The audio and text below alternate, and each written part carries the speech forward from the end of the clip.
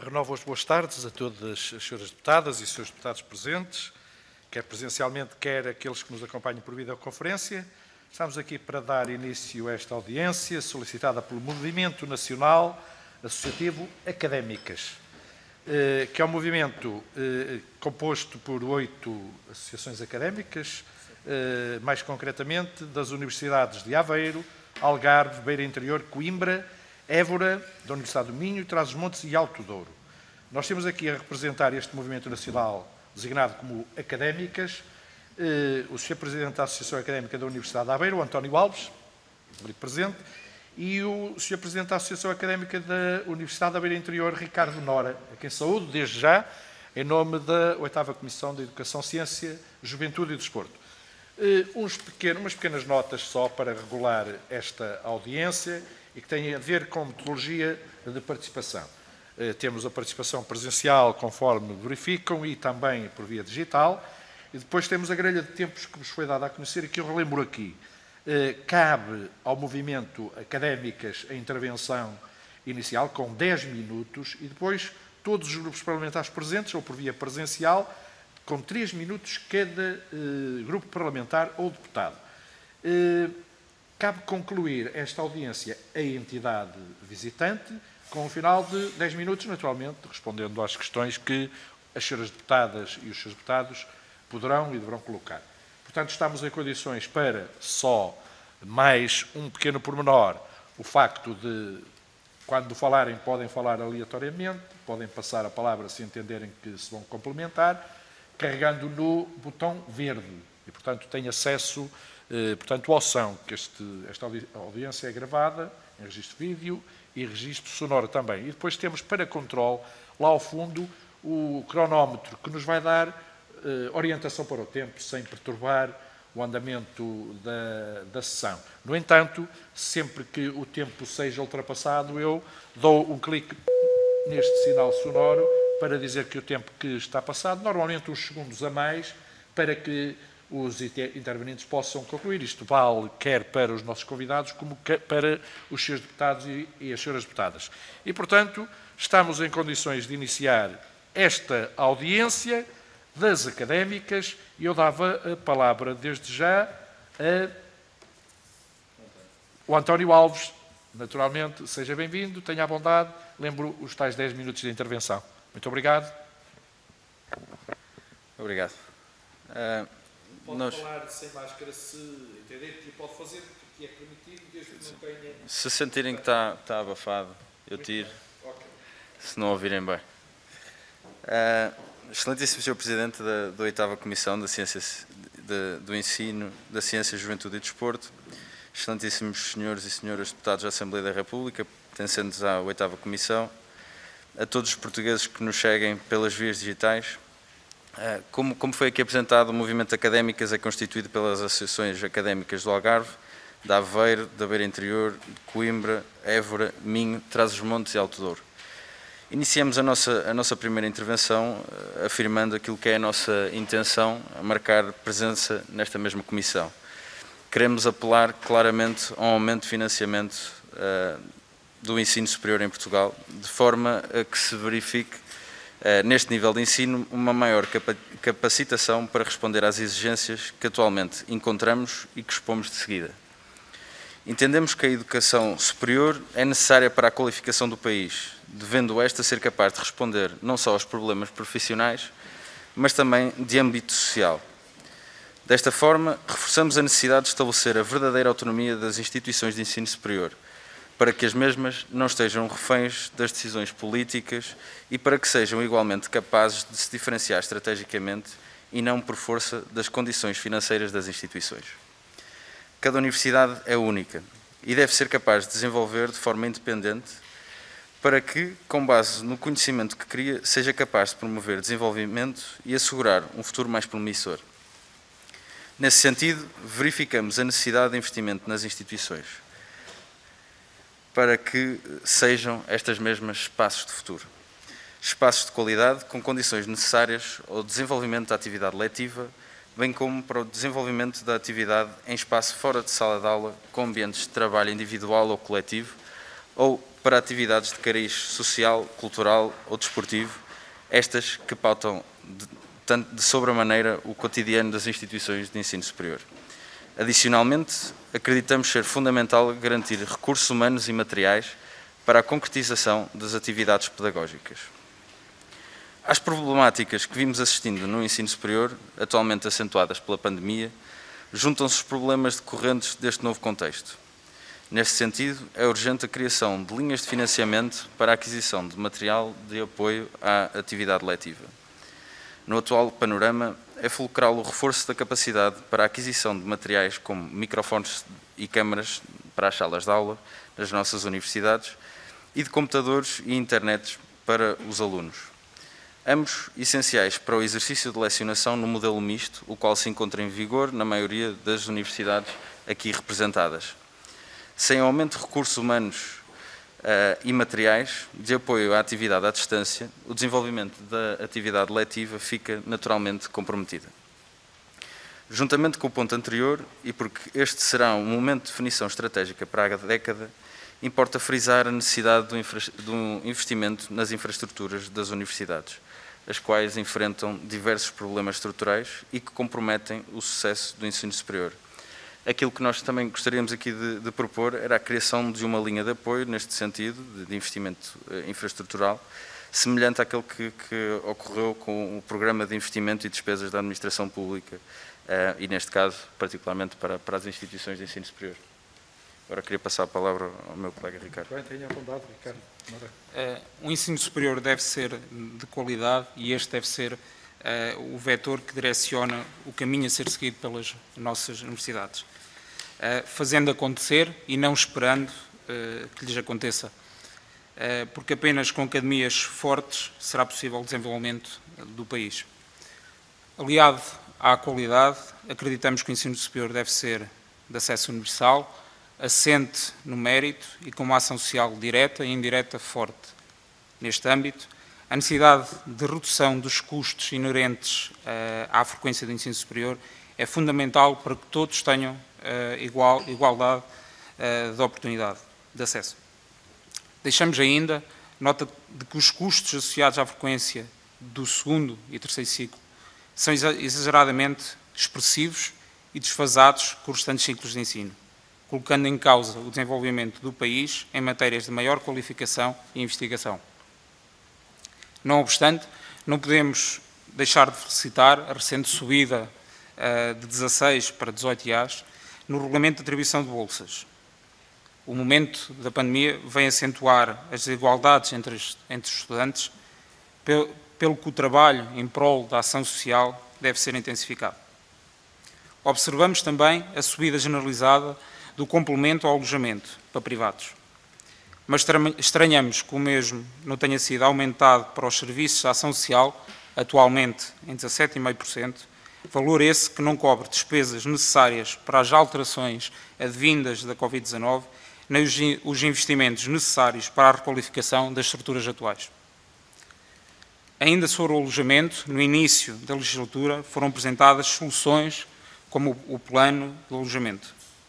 Esperamos e desesperamos pela sua concretização, com taxas de execução conhecidas por todos e largamente aquém das expectativas. É urgente dar seguimento a este plano e colocá-lo em execução. O problema é ainda agravado, naturalmente, por esta situação pandémica em que vivemos, tendo sido apontado como solução pelo governo português os protocolos com a Movi Jovem, associações hoteleiras e de alojamento local às instituições de ensino superior. Tal solução surge a 18 de setembro, a 5 dias de começarem as aulas na Universidade de Évora Interior e a 10 dias de começarem as aulas nas restantes universidades, evidentemente fora de horas. Solução essa que se vangloriava em 4.500 camas, sendo certo que nestas 7 universidades presentes neste movimento contam apenas com 167 novas camas, ou seja, 3% do anunciado. Em suma, no alojamento é necessário, primeiro, capacitar os serviços para qualificarem as suas estruturas, e, em segundo, o aumento, a longo prazo, do número de camas para estudantes. Não podemos deixar ainda de reforçar a necessidade do aumento de financiamento dos serviços de ação social e é de salientar também o esforço que tem sido feito ao longo destes últimos meses, em que estes têm acumulado prejuízos, vastos prejuízos, com os seus custos fixos, que tiveram de continuar a suportar e pela sua não execução de certos serviços. Além destas perdas, foram também eles que suportaram os custos de apoio de emergência humanitária e de resposta imediata para a redução do abandono escolar, bem como ao desenvolvimento de programas de apoio informático para os seus estudantes, suportados, mais uma vez, e até o momento, por estas instituições. Estamos, por isso, preocupados com a manutenção da qualidade na alimentação e outras ofertas da ação social indireta que os serviços de ação social disponibilizam. Acreditamos ainda no ensino superior como um agente que contribui para a sociedade e, por isso, também como potenciador da descentralização e coesão territorial, pelo que apelamos ao crescimento descentralizado do ensino superior universitário em Portugal. Nós, para finalizar esta intervenção inicial, gostávamos também de explicar as principais razões pelas quais levaram estas associações académicas, estas 7 das universidades portuguesas, a juntarem-se e criarem este movimento. A nossa organização, a nossa atividade é muito semelhante entre nós, mas diferente com algumas estruturas estudantis que existem a nível nacional. E, de facto, aquilo que nós sentimos nos últimos anos era que, por vezes, as nossas instituições, as nossas associações académicas, muitas das vezes não estavam representadas nos devidos sítios, nos devidos locais. E, de facto, nós, nos últimos meses, fizemos um esforço para que as nossas estruturas, para que as nossas universidades, os nossos estudantes sejam ouvidos, daí também temos pedido esta audiência, de alguma forma inédita até então. E puxando também um bocadinho a brasa à nossa sardinha, há um ponto que nos preocupa, que diz respeito àquilo que é o financiamento das nossas associações académicas, por via do programa de apoio estudantil do IPDJ, que já nos temos vindo a queixar que, de facto, nos últimos anos, aquilo que está na lei, a aplicação do regulamento de atribuição deste apoio não está a ser cumprido. Eu dou exemplo, por exemplo, da Associação Académica da Universidade de Aveiro, em que, pelo valor que está, pela fórmula que está na lei, que tem apenas um fator variável, que é o número de estudantes da instituição de ensino superior que nós representamos, para além do salário mínimo nacional, e o cálculo que nós fizemos sem a majoração, que a majoração dá um bónus até 5%, seria de 149 mil euros e mais uns euros, 149 mil, e aquilo que nos foi atribuído foi 87 mil euros para este ano, sem majoração. Esta realidade já está a acontecer há alguns anos, é transversal a todas as associações académicas. Os números são apenas a título de exemplo da instituição da Associação Académica da Universidade de Aveiro, e queríamos também partilhar a nossa preocupação para este ano. Este ano é fundamental que o programa de apoio se continue forte e terá um impacto central naquilo que é a manutenção das nossas instituições neste ano atípico em que tivemos uma quase total inatividade.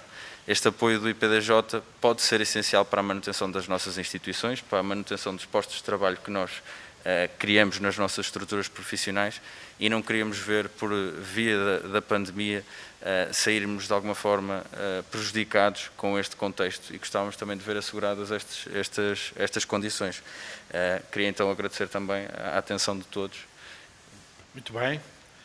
A mesa que agradece, e agradece duplamente quanto à questão da gestão do tempo, que é sempre uma questão muito complicada, portanto, para dizer um estudo que temos para dizer muitas vezes em tão pouco tempo, mas é assim que tem que ser, e a questão está regulada e vamos respeitar o máximo possível a proximidade da gestão do tempo que nos está destinado. E para dar sequência a esta audiência, eu vou dar desde já a palavra, de imediato, ao Grupo Parlamentar do Partido Socialista e à senhora deputada Maria Begonha. Tenha a bondade, pode usar a palavra. Obrigada, Sr. Presidente.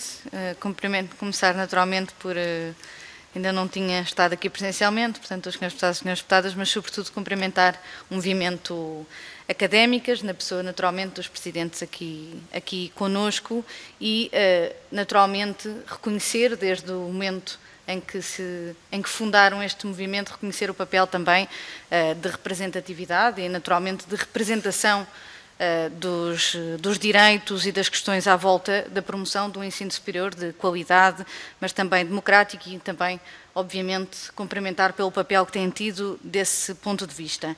Depois de ouvir a vossa intervenção e o conjunto de preocupações, parece-me que é importante dizer que há um conjunto de preocupações, naturalmente, e dificuldades que nós, Partido Socialista, naturalmente acompanhamos também com preocupação, mas, de facto, nos últimos quase 100 anos, quase 6 anos, muito em particular também este Orçamento de 2020, nós temos uma prioridade política muito clara com a democratização do ensino superior, com potenciar de facto a sua universalidade, não apenas a questão do ensino de qualidade, mas justamente ir retirando os obstáculos à frequência no ensino superior. Isso é mais do que claro, algo que eu creio que é algo que também nos aproxima, porque é uma prioridade para nós que o Estado venha a ter cada vez mais, e temos tido uma estratégia coerente nesse sentido, de ano para ano um papel reforçado e mais interventivo no ensino superior.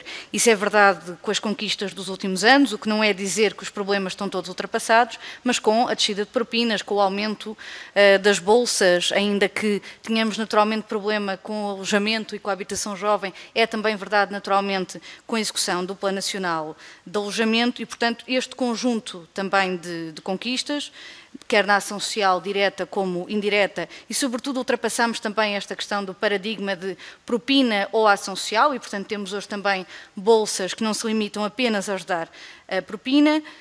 Estas conquistas, naturalmente, remetem-nos para ultrapassarmos alguns dos problemas que podíamos estar a enfrentar com ainda maior gravidade este ano, mas também, naturalmente, não ignoramos que, apesar destas conquistas e apesar de termos um orçamento, já este 2021, que também traz boas notícias do ponto de vista do reforço da ação social para os estudantes e da descida da propina, não podemos ignorar que estamos perante uma crise diferente que trouxe urgência a veios desafios, continua naturalmente a ser difícil e caro estudar e particularmente estudar longe de casa, temos novos desafios do ponto de vista também de se estudar em segurança, com saúde, de acesso aos meios digitais, portanto alguns dos novos desafios também na área da saúde mental e alguns desafios que de tudo temos feito, naturalmente não apenas o Partido Socialista, também com os partidos muitas vezes à nossa esquerda, mas para este aumento constante, progressivo, de ano para ano, de melhoria das condições de vida dos estudantes e de minimizar os custos para as famílias. Mas estando nós justamente a entrar nesta discussão orçamental de 2021 e dado as questões que aqui trouxeram, talvez a pergunta que eu gostava de vos colocar era justamente, dado o quadro de preocupações que têm, que contributo é que também gostariam de dar mais concretamente, que nós também, Grupo Parlamentar do Partido Socialista, nós grupos parlamentares aqui, possamos também levar como preocupações e reflexão para aquela que venha a ser ainda a proposta deste orçamento. Muito obrigado, Sra. Deputada, pela compreensão. Também, relativamente à gestão de tempo, antecipou relativamente à chamada do sinal sonoro. Eu dava de imediato a palavra ao representante do Grupo Parlamentar do PSD, o Sr. Deputado Alexandre Poço. Desde já pode usar a palavra. Lembro só os 3 minutos de uso da palavra. Muito obrigado. Muito obrigado, Sr. Presidente, senhoras e senhores deputados. Aproveito, em nome do Grupo Parlamentar do PSD, para dirigir uma saudação especial, um cumprimento ao movimento Académicas e aqui aos 2 presidentes, e neste caso 2 dirigentes representantes deste movimento. E da parte do PSD, gostava também de realçar de que acompanhamos as vossas preocupações, destacava aqui sumariamente algumas preocupações que mencionaram e que têm sido também alvo de trabalho político e também de iniciativas nesta Assembleia da República da parte do nosso grupo parlamentar, nomeadamente temas relacionados com a ação social, o alojamento, o financiamento do ensino superior, a preocupação neste e em particular neste ano letivo com a possibilidade de um aumento do abandono escolar que preocupa muito o PSD.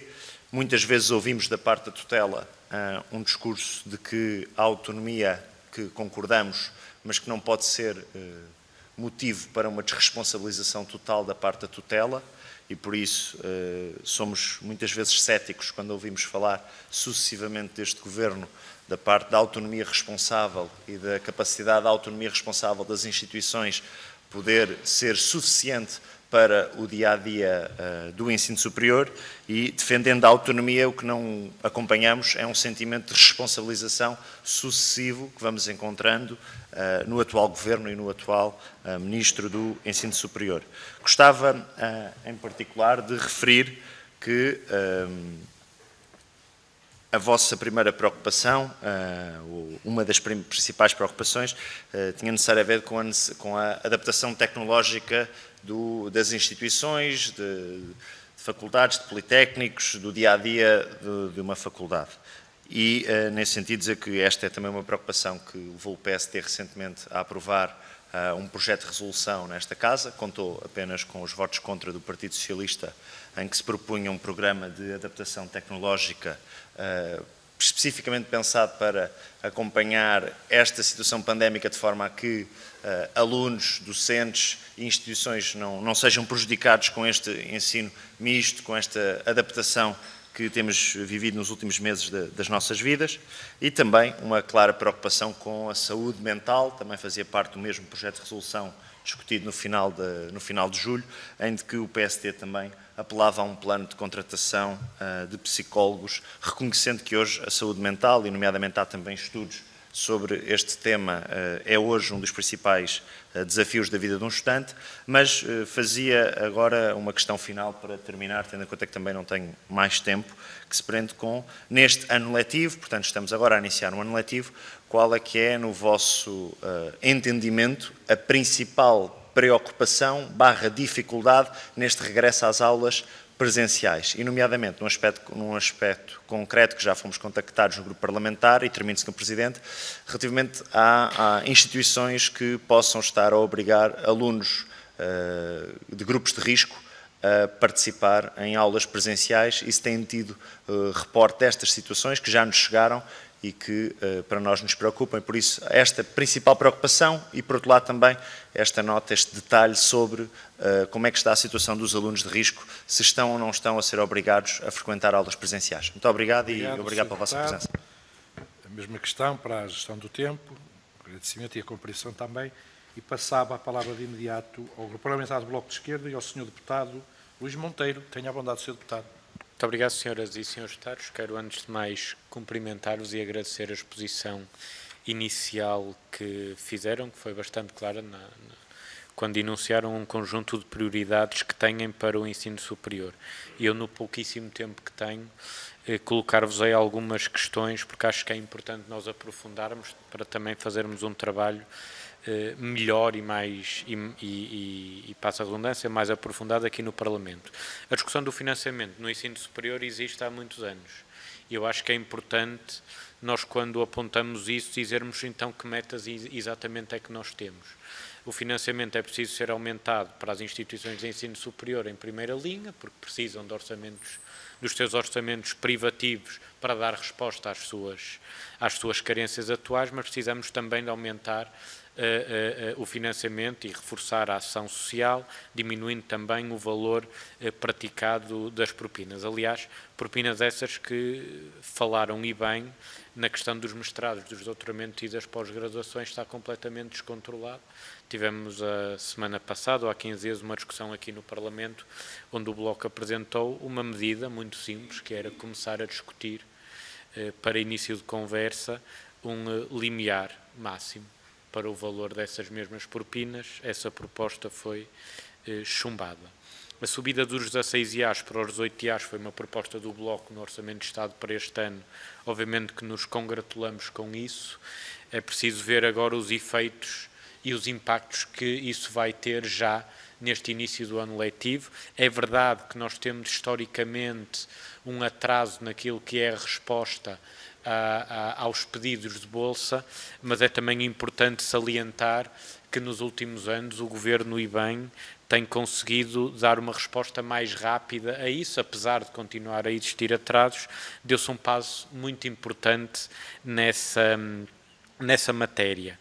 Mais recursos humanos. Uma das questões que nós colocamos aqui, ainda na altura do confinamento, era a necessidade premente de ter todos aqueles docentes ou investigadores que estavam com contratos precários ou como docentes convidados de verem prorrogados os prazos dos seus contratos. Porquê?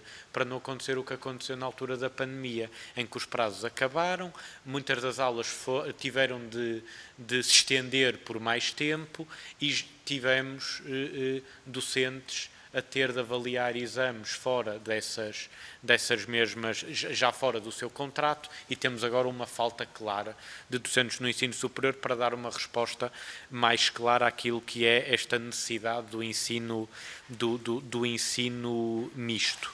Termino só com uma pergunta sobre a questão da vossa representatividade e se a necessidade de criar este movimento está diretamente relacionada com o facto do espaço do ENDA deixar ou não de vos representar nessa medida. Muito obrigado.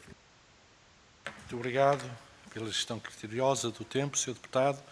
Eu agora passava de imediato ao Grupo Parlamentar do Partido Comunista Português e à Sra. Deputada Alma Rivera, a quem desde já concedo a palavra, 3 minutos. Tenha a bondade, Sra. Deputada. Obrigada, Sr. Presidente.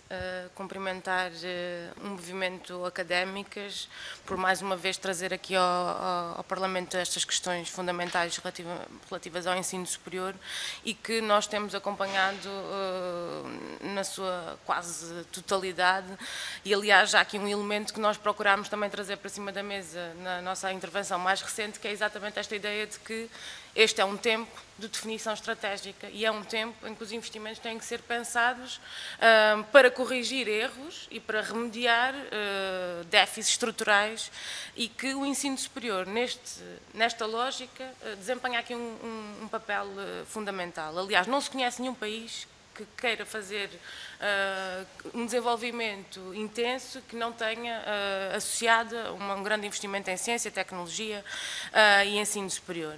E, portanto, só mesmo um pensamento e uma visão curta que olha para o ensino superior e para a educação como uma despesa e não como um investimento explica o grau de desinvestimento existente e, ao mesmo tempo, os impedimentos que existem para que um jovem que não tenha 3.000, 4.000, 5.000 euros por aí fora, na melhor das hipóteses, possa tirar um mestrado que hoje é absolutamente fundamental, tendo em conta até aquela que foi a integração no processo de Bolonha, que nós a tempo certo também criticámos e apontámos como um erro.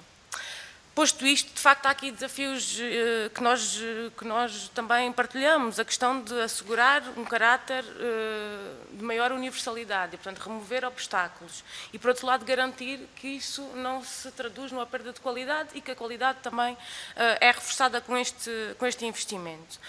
Aliás, e temos insistido sempre nisto, não pode ficar, isso não pode ser uma escolha das instituições, tem que haver uma transferência de financiamento para as instituições o fazerem, porque não se faz omeletes sem ovos e, portanto, não é possível, com o nível de financiamento hoje existente, que resulta de diversos cortes ao longo dos anos, fazer muito melhor do que aquilo que temos. Com a mesma coisa relativamente ao quadro docente, nós não podemos ter universidades que vivem na base da precariedade, nós não podemos aceitar que exista aqui uma falha na transmissão de conhecimentos, porque a certo momento, hoje, o quadro docente vai deixar de trabalhar, é a lei da vida e, portanto, por mais que os governos não queiram enfrentar este problema, ele coloca-se e não é com professores precários que há a hipótese que tiverem, esperemos que tenham, irão procurar outros projetos de vida e não na contribuição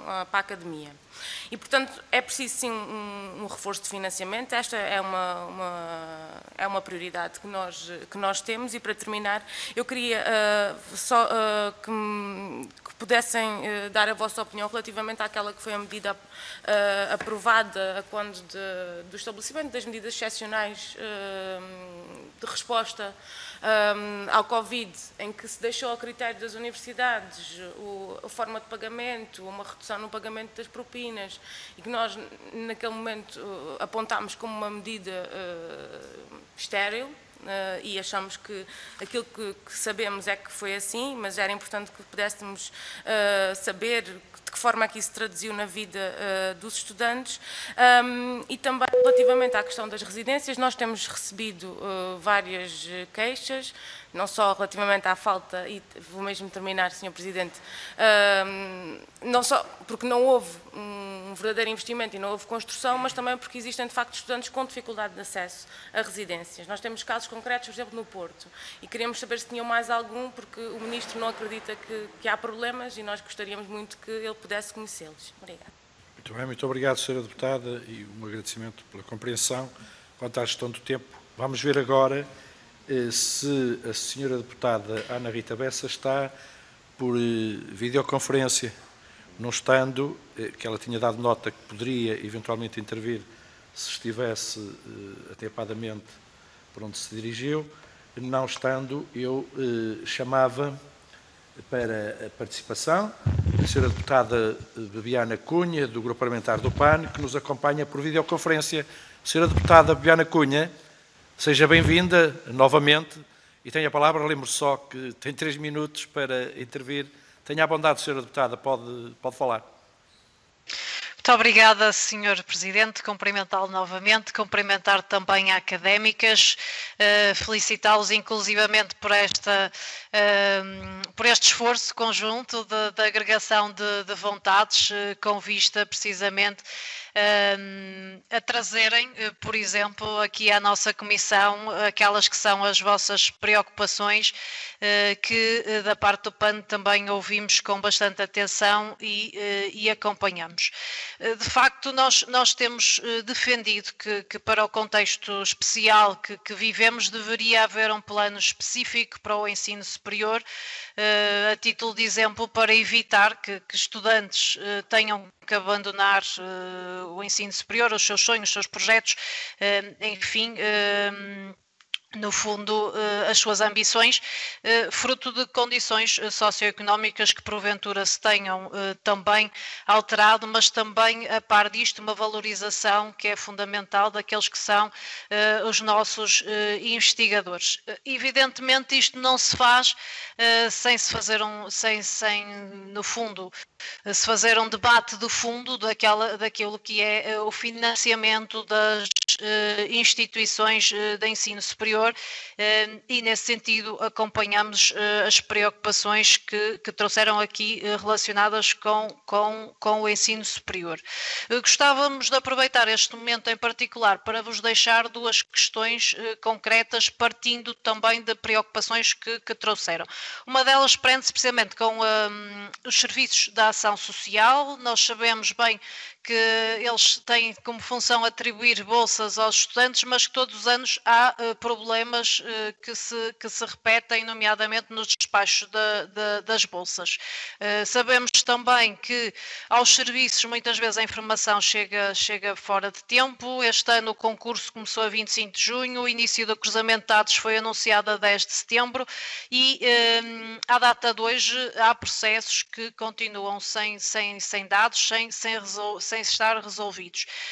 E isto faz com que muitos estudantes, no fundo, só poderiam avançar, por exemplo, para o pagamento de primeiras mensalidades até de alojamento, se avançassem eles próprios com a verba, o que obviamente contradiz aquilo que é a necessidade de bolseiros e, portanto, entendemos aqui que a DGES, neste sentido, está a falhar. E gostaríamos de saber da nossa parte que conhecimento têm dos problemas associados aos atrasos na atribuição das bolsas e nos constrangimentos que isto cria aos estudantes. O segundo ponto que gostaríamos de aproveitar a vossa presença para esclarecer convosco é que, de facto, temos conhecimento que foram várias as instituições de ensino superior que alteraram o valor das propinas para estudantes que já estavam a frequentar um mestrado, e isto, obviamente, revela-se completamente injusto e até carece de transparência e alterar as regras a meio do jogo.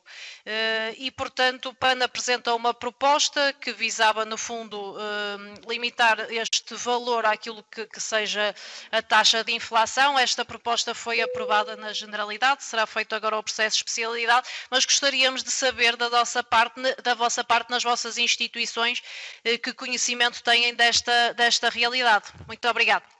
Muito obrigado, Sra. Deputada Bibiana Cunha, pela compreensão também quanto à questão da gestão do tempo. Estamos agora na parte conclusiva da audiência deste movimento associativo, académicas, e, como sabem, tem direito, na conclusão desta audiência, uma intervenção final de 10 minutos. Podem usá-la de forma alternada, como muito bem entenderem, e com a máscara ou sem a máscara, como bem entenderem também. Portanto, a partir deste momento, durante 10 minutos, mais coisa, menos coisa, têm direito à palavra. Tenham a bondade. Agradecer mais uma vez a oportunidade.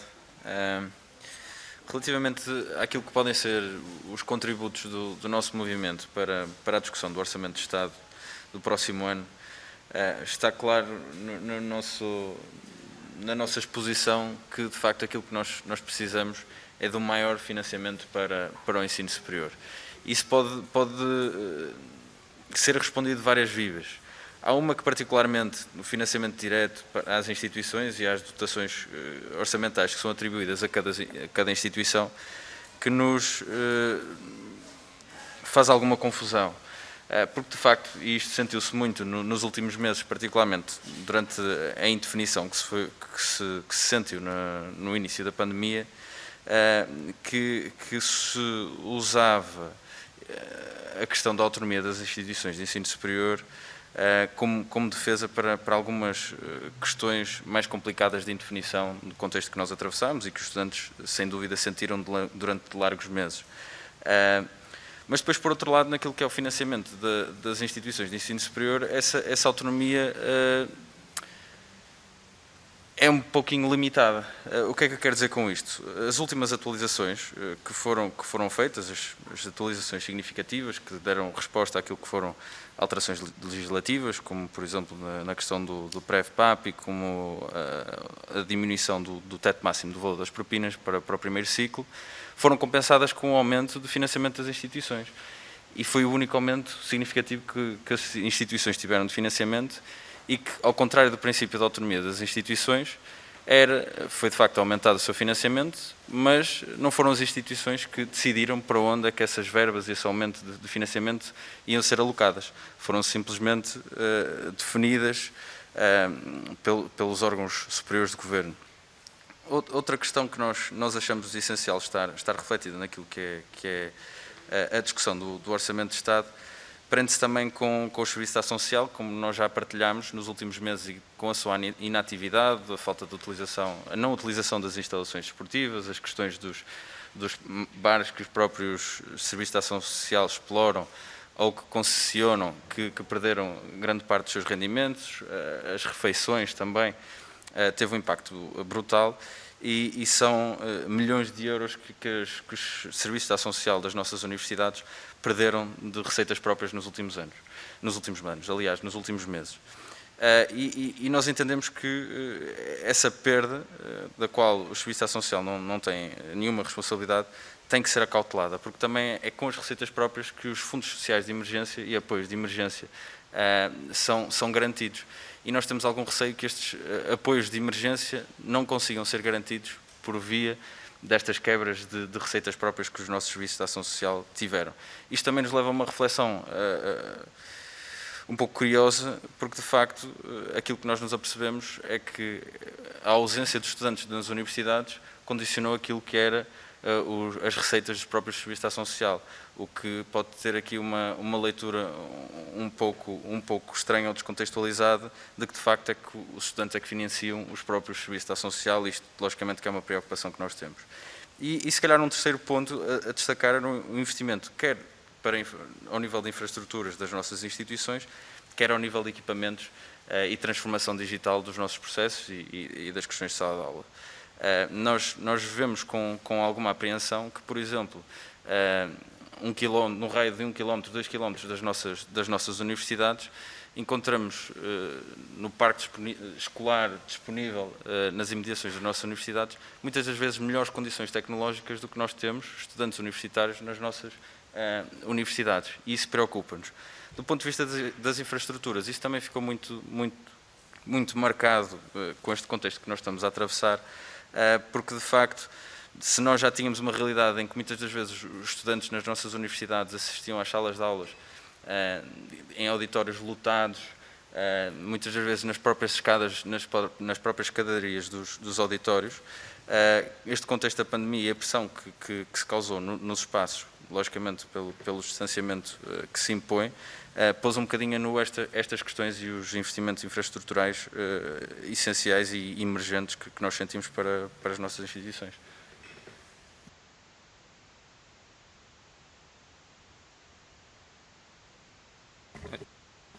No seguimento também que o meu colega António falava, e respondendo também ao Sr. Deputado Alexandre Poço, do Grupo Parlamentar do PSD, de facto, tirando uma ou outra exceção, naturalmente que os estudantes dos grupos de risco não estão a ser obrigados a ir às salas de aula ou aos períodos letivos. Isto de forma direta. Se formos a falar de forma indireta, naturalmente que estes grupos de risco estão a ser obrigados, falando nesta questão da modernização e da falta de equipamentos das nossas salas de aula, se não existir uma gravação dessa sala de aula, esse aluno está a ser obrigado porque não consegue ver em casa essa aula. Sobre a questão também, e falando também para o Sr. Deputado Luís Monteiro, na questão da representatividade do ENDA, naturalmente que é um espaço de discussão e naturalmente que o vai continuar a ser dessa forma, com uma estrutura interna e com funcionamento, naturalmente, também interno das estruturas que o compõem. Permite-me acrescentar aqui relativamente ao ENDA.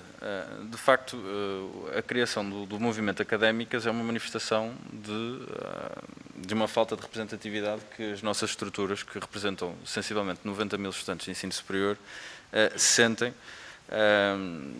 a nível nacional. E esta afirmação levou-nos a reflexões internas que estamos a ter, que naturalmente não pretendemos trazer para aqui, mas que foram preocupações nos últimos anos e que foram também refletidas naquilo que foi a criação deste movimento. Eu gostaria de acrescentar também que relativamente às questões do ensino à distância e da falta de equipamentos informáticos, quer por parte dos estudantes, quer por parte das próprias instituições de ensino superior, ainda hoje recebi 2 ou 3 e-mails com testemunhos de estudantes que estão preocupados e que estão em isolamento profilático, também por recomendação das autoridades de saúde, e que não estão a ter mecanismos salvaguardados para conseguirem acompanhar as aulas. E, logicamente, ficando 15 dias em casa, irão comprometer aquilo que é a aquisição dos conhecimentos, que nesta fase de recuperação desta atividade presencial e desta atividade letiva, certamente, não havendo alternativas e não havendo questões que possam salvaguardar estes problemas que vão surgindo, será marcadamente uma dificuldade que nós vamos sentir durante este ano letivo. Permitam-me também falar, e também respondendo à questão do grupo parlamentar do PCP, relativamente ao Plano Nacional de Alojamento, há várias questões que nós, e ao alojamento no global, há várias questões que nós gostaríamos de salvaguardar. Uma é clara, é a falta de quartos disponíveis para os estudantes de ensino superior. E isto, logicamente, que levou ao aumento daquilo que eram as rendas no mercado privado, que respondem à maioria das necessidades dos estudantes deslocados, e esse aumento de rendas está longe de ser concordante na realidade com aquilo que é anunciado na plataforma Alfredo, que todos nós conhecemos. E apontamos também uma questão que diz respeito àquilo que é a nossa noção que nós defendemos de descentralização, que o próprio Plano Nacional de Alojamento pode comprometer, e que o acordo que foi feito com a Móvel Jovem e com as associações hoteleiras também compromete, que é, nós temos aqui representados 90 mil estudantes e que este ano foram assegurados, com a questão do acordo com a Move Jovem e as associações hoteleiras, 167 quartos dos 4.500. E o Plano Nacional de Alojamento também reflete essa discrepância daquilo que é a realidade deste aumento de números de camas para as nossas instituições, que são 90 mil estudantes, comparativamente com outros centros urbanos, particularmente o Porto e Lisboa, e que logicamente vai aumentando aquilo que são as assimetrias e as condições que se vive nestas cidades. Nós não entendemos que o problema no ensino superior atualmente seja falta de quartos nestes grandes centros urbanos. Se calhar aquilo que nós entendemos é que de facto há um excesso de estudantes nestes centros. Não sei se queres acrescentar alguma coisa.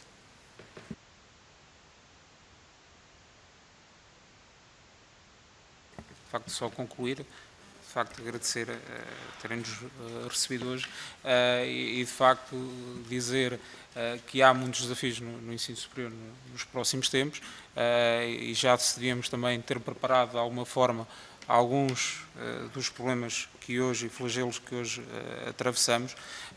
De facto, o ensino superior, e peço desculpa pela expressão, mas de facto o ensino superior em muitos aspectos está de luto, e isso também, na intervenção inicial também que fizemos, estas estruturas estudantis, se nada for feito, ou se nada também o Governo e a Assembleia da República intervir, de facto também podem estar de luto. Eu gostaria, peço desculpa, só para terminar, só um último apontamento. Uma das características do movimento académico passa também pela nossa postura. E nós, em todas as nossas abordagens que fizemos, quer com grupos parlamentares, quer nas nossas comunicações, nos nossos comunicados, aquilo que é a nossa ambição é fazer parte da solução e não parte do problema. Não vimos aqui à Comissão Parlamentar, nem reunimos com os grupos parlamentares nos últimos meses, para apontar dedos ou para procurar responsabilidades para os problemas que estão a surgir. Aquilo que nós encontramos, e também foi aquilo que nos trouxe aqui, é de facto encontrar soluções para os problemas que vão surgindo, e queremos fazer parte dessa solução, e acreditamos que aqui nesta sala logicamente estão representados os principais interessados e os principais responsáveis, a parte das nossas estruturas, acredito eu, nesta procura e no facto de encontrarmos soluções para estes problemas que o ensino superior atualmente atravessa. Obrigado. Muito bem. A 8ª Comissão, naturalmente, que agradece a vossa presença, a resiliência também.